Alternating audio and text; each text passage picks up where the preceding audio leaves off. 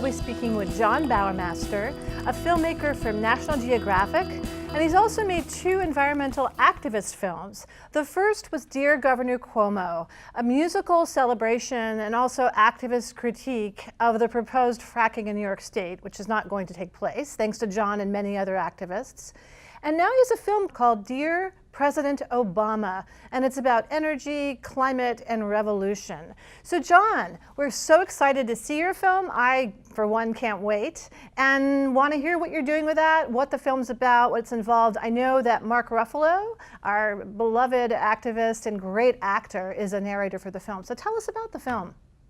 Well, I'll tell you about Dear President Obama, but you missed Dear Governor Brown. I did. Okay, yeah, well, you'll have to tell us about Dear Governor Brown, too. I'm so sorry. A few months ago, we put out, we specifically, with Mark Ruffalo, Right. I went to California, and we did a half-hour film aimed at Dear Governor Brown and his kind of talking out both sides of his mouth in regard to wanting to slow climate change emissions and simultaneously govern the nation's 3rd largest producer of oil and gas. So Right. that's been pretty effective. All of that was part of this 3-year-long project, though, that you mentioned, which is Dear President Obama, which literally has its first screening a week from today. That's so fabulous. Right. So Dear Governor Brown was particularly attacking him on the fracking issue. How are you? Well, just on drill, I mean, actually, Governor Brown and President Obama have a couple things in common. One is that they've both been very good about championing the need to slow fossil fuel emissions as a way to slow the climate change. But they've also both been good at encouraging domestic oil and gas production, which is a big contributor to climate changing emissions. So from our perspective, you can't really be for both. You have to choose.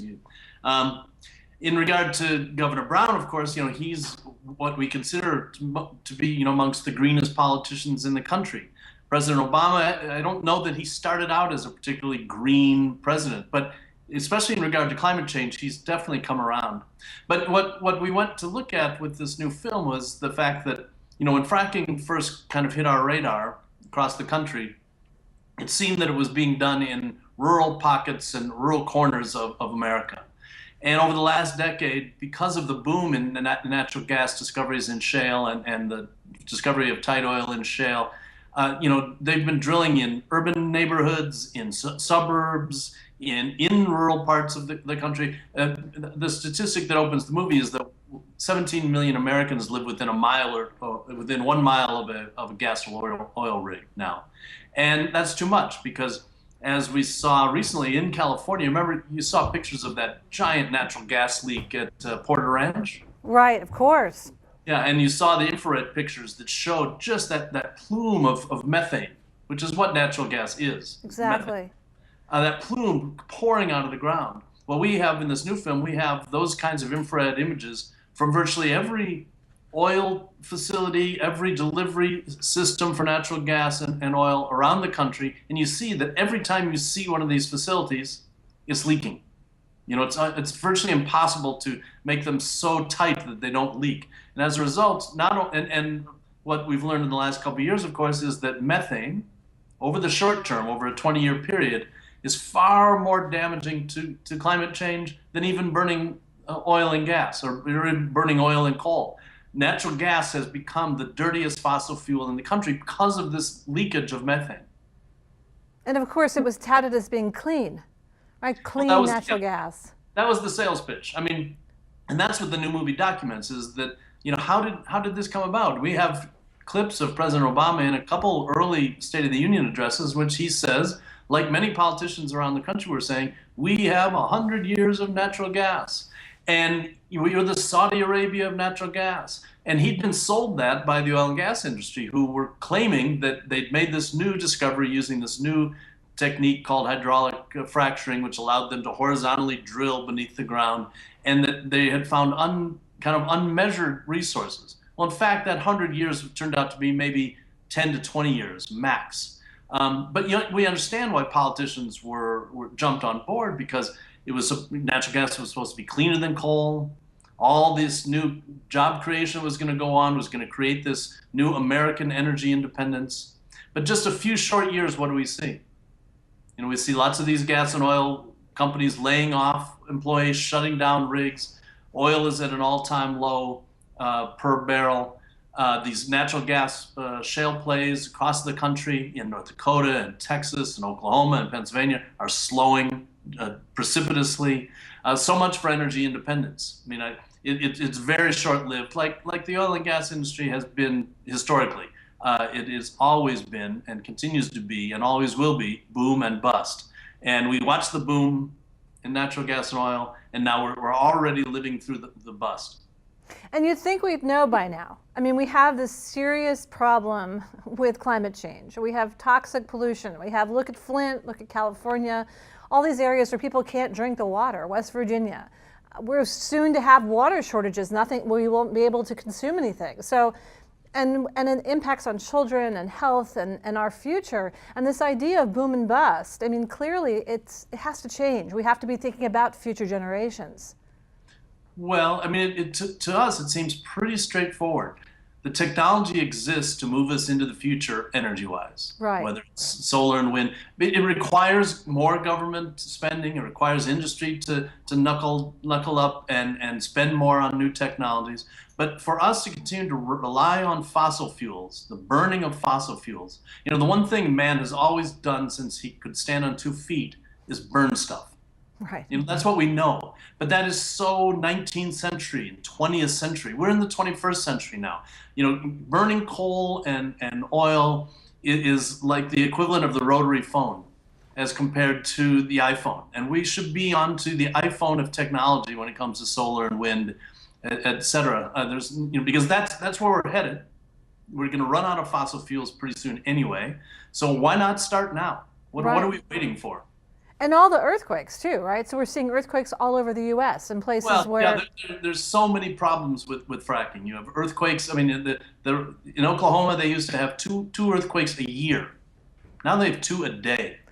And that's not from the actual fracking. That's because every time they frack, there are millions of gallons of wastewater which come out of the ground toxified, which they need to get rid of. And so what they're doing is they're looking for kind of wastelands around the U.S. where they can pump this stuff back under the ground. And that's what they're doing in Oklahoma. I think they have 4,000 injection wells where they're pumping this toxified water back underground. That's what's causing the earthquakes. But I think the more insidious part of this oil and gas boom has been its impacts on human health. You know, we filmed in more than 20 states. We did 120 interviews with people. And now the difference between fracking, as we learned about it, you know, a decade ago and today, is that it impacts every socioeconomic class, every culture, every race, every creed, et cetera. You find it in urban neighborhoods and in the suburbs of Denver and downtown Los Angeles. I mean, it's everywhere, and it's making people sick. You know, invariably we'd run into people and they all had the same complaints: nosebleeds, headaches, respiratory problems. The gas and oil industry is fighting back and saying, well, this stuff impacts people around the country. It has absolutely nothing to do with drilling. But the fact that so many people who live next to these drilling operations are getting sick is a pretty clear indictment to me. And as some of our health experts in the film say, well, how long are you going to continue to experiment before you hit the pause button and say, obviously something's going on here. Let's take a break and try and learn more about it. Absolutely, and we know we have solutions, right? We know we have solar, which is can make rapid changes and get us off of these fuels. So let me ask you a question about your career. You're a National Geo, obviously interested in wildlife, and were you always an activist? I mean, how did this progression from more of a journalistic career looking at wildlife to activism take place? I'm a storyteller. I started out in print journalism. I've written a dozen books, and then because of the relationship with National Geographic, it kind of morphed into telling the same stories on film. So we've been making films since the late 1980s, really, you know, hardcore since the mid-90s. I did a big project for National Geographic where we took sea kayaks around the world and looked at the health of the world's oceans and the lives of people who live and depend on them. All of my films, even those adventure films, have an environmental story to tell. But you know, I've done a lot of work. I'd made a lot of films outside the United States, and I really wanted to make things a little closer to home. And when this fracking issue erupted in New York State, it was clear that this was a story that needed to be told. And yes, it definitely has sent me across a line a bit from strictly an observer to an activist, although I don't really consider myself to be an activist. I'm still just telling a story. You're telling a story. The only thing I'm not doing is, I'm not calling the gas and oil industry for comment, because I've been doing this long enough and reporting on environmental issues long enough that I know what response I'm going to get from them, even if they call me back. And by and large, they don't call you back. And so we're skipping that part, and we're going straight to the experts, scientists and doctors and the people who live in these environments, and getting their testimonies and letting them help us tell the story. You have Ocean 8, and that you were looking at islands. I'm sure, did you see issues with sea rise and climate change impacting those communities? Well, this 10-year-long project, Ocean's 8, literally took us around the world one continent at a time. We went to each of the 7 continents, plus Oceania, with kayaks, and it was pretty quick to discover that even whether you're off the coast of Chile or the coast of Antarctica or the coast of Croatia or Tasmania or Polynesia or the Aleutian Islands, all these places we went, the oceans are at incredible risk, and they all suffer from basically 4 same problems. Overfishing, which we saw everywhere. Plastic pollution, which we saw everywhere. The impacts of sea level rise and thus climate change. Sometimes that's actual physical sea level rising, and sometimes it's more storms, more frequent storms, more violent storms. And then the one kind of invisible thing that you can't see unless you dive is acidification. Of all the carbon dioxide that we burn that results from our burning fossil fuels that goes into the air, about 1/3 of it ends up in the ocean. And it's having horrendous impacts on shellfish and coral and life in the ocean as we know it. But as I say, everywhere we went in the world, we saw evidence of those same 4 issues. It's so tragic. And it's so important. I know I read a lot of work, and I work with climate scientists and oceanographers, and they say, if we kill our oceans, we won't survive. So much of our life depends on life in the ocean. Right. Well, it's all connected. If we keep digging out fossil fuels and burning fossil fuels, it impacts those of us who live landlocked in the middle of America or middle of any country, and those of us who live on the edge of the sea. I mean, it's all connected. Right. And so tell me about where you live. I know you live in the Hudson Valley, and that's a place which is incredibly beautiful. And I'm looking out the window here. Oh, are you on the Hudson itself? No. I'm about 10 miles off the Hudson. I've been here almost 30 years. And, my focus is getting, in some respects, even closer to home. We've done a big project this last year called the Hudson River at Risk, looking at a handful of environmental problems impacting the Hudson River, which is, I can't see it from here, but it's right out there. Well, we did a piece on Clearwater and spoke with one of Clearwater's wonderful workers there, Shamika Hansen, who was actually a student of mine. So how does the living in that location impact your sense of what you're doing? Because I know fracking was a big issue in New York State, and particularly up in that area. There was a lot of activism, a lot of concern, and now there's concern with the pipeline, the Algonquin pipeline that's going to run up your way. Well, I mean, the one connective tissue here is all of these issues and all of these risks involve one commonality, which is energy. Whether it's fracking or pipelines, or, we have an issue here with these bomb trains where they're bringing the crude oil from North Dakota into the port of Albany and then putting them on barges and shipping it down the river, or running it on kind of aged railroad tracks right alongside the river. All these, the one thing that combines them is our kind of rapacious need for energy. So the sooner we get off fossil fuels, the sooner we move on to renewables, the better. I will say though that of all the stories we've done recently, perhaps the most disconcerting is a story about PCBs being dumped into the Hudson River. I'm sure you remember that was a big environmental mess in New York, and it occurred between the 1940s and 1970s, where GE dumped all these PCBs, which is essentially oil, directly into the river. The state wasn't looking. State didn't seem to care. No one seemed to care. They did it flagrantly. No one stopped them, but it created a horrendous problem with these PCBs in the river. GE fought against cleaning it up. They spent $80 million trying not to clean it up, Finally, they were forced by the EPA to clean it up. But their assignment in 2009 from the EPA was, you've created the country's largest Superfund site. Clean it up. Now, during the course of the cleanup, the EPA discovered the problem was far worse than they had estimated. But GE, rather than stick around to finish the job, fulfilled their contract, spent 6 years and $1 billion+ in efforts to clean up the PCBs, and last December left, pulled all their cleanup materials out of the Hudson River. And what did they leave behind? The country's largest Superfund site. So, every time you think you've gained in these environmental fights, if you look, lift the covers, in some respects it gets worse. And then that PCB story, the more I learned about it, the more kind of disheartening it was, because the Hudson River, because of the PCBs, lost its commercial fishing. It lost any kind of reputation as a recreational river. And it lost the economic viability of these small towns along the Hudson to build up marinas, to build up riverside fronts, because the river is still contaminated. And it's not just the river. The river, hosts fronts onto floodplains. The river has come out of its banks. Now land is polluted, and the PCBs are in the air. So it's a really sad story. And I hate, one of my goals with our films is to try and send you out of the theater with a sense of optimism and hope.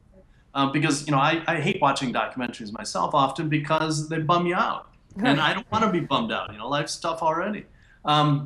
So we try to make films, and the Dear President Obama actually has some really uplifting moments to it when you realize, like in New York, that people who organize at the grassroots and commit themselves to the grassroots can really make a difference.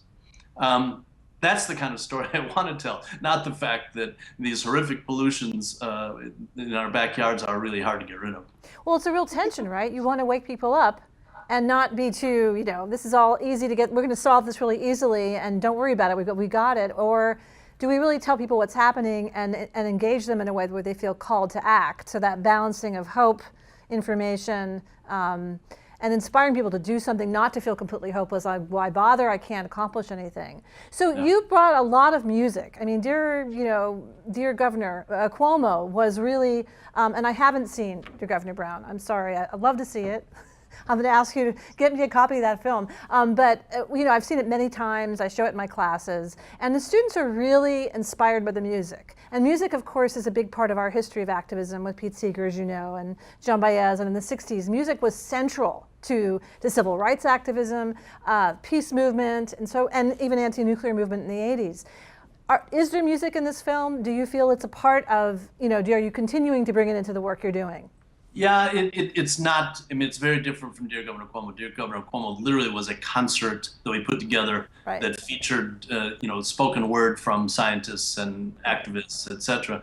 This is actually a real reporting job where we travel across the country for years. That said, it has great music in it, but it's just not quite the same. Of course, I'm 100% on board with you in regard to the power of music to impact change. But having looked recently at what's going on in California and having looked previously very closely at what's going on here in New York in regard to fracking, the two states couldn't be more different.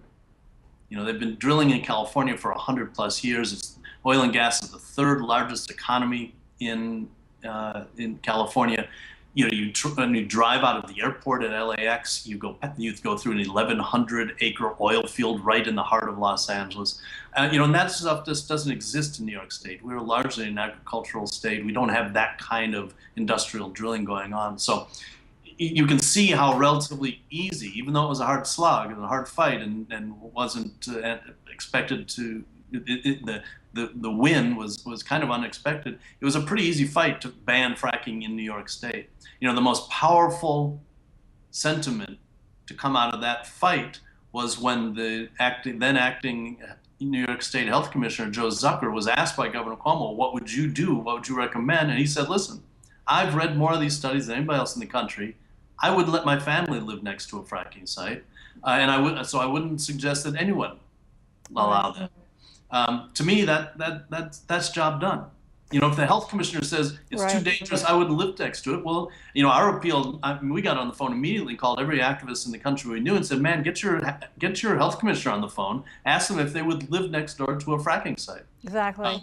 Very few health commissioners responded, but I think it's a pretty simple ask. So we have one last question for you, and then we have to go. I could talk to you all day, but we have our time limit, unfortunately.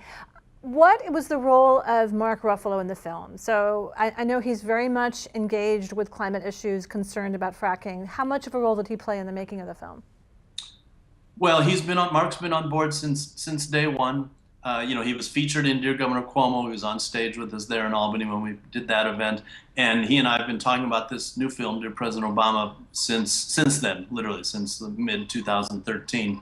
And he's consulted with me at every step. We've traveled together to different states and looked at fracking issues together. I wrote the script. He kind of gave me feedback. We recorded. He does all of the voiceover. He's the executive producer, and I think he's got a pretty sizable social media outreach, and I think it's going to be very helpful in helping to spread the word. Like I said, the movie is barely finished. The proverbial ink is not even dry. It starts screening next week, and I think it's going to hopefully encourage people to, in their respective states, to remind their elected officials. The movie's called Dear President Obama, but it's aimed at every elected official in the country. That this, continuing to take fossil fuels out of the ground and burn it is very last century. Very much so, and really just heading for disaster. We do not have time for this. So I want to thank you. I will be there at one of those openings in New York, and I'm so excited. It's going to be at the Environmental Film Festival in DC as well for anyone who's down there, and I'm sure it'll be showing all over the country. And thank you so much to you and Mark Ruffalo, and for your amazing work that you're doing to protect our planet, take care of our children. I know both of you are parents. For me, that's a really important piece of what I do in my work with environmentalism, and I'm sure it is for you. I didn't get to ask you, but so thank you so much, Jon Bowermaster. It's thank you, Heidi. Absolute honor to have you on the show, and I admire your work tremendously and look forward to seeing your film, and I hope everyone will watch it. Jon, this video and Jon's work will be featured on my website, HeidiHutner.com. All the links will be there, and you'll be able to go and see where the film's playing, see links to other pieces of Jon's work. You'll be able to connect to other films he's made and photography he's done. So thank you again, and we look forward to seeing you and catch our future shows.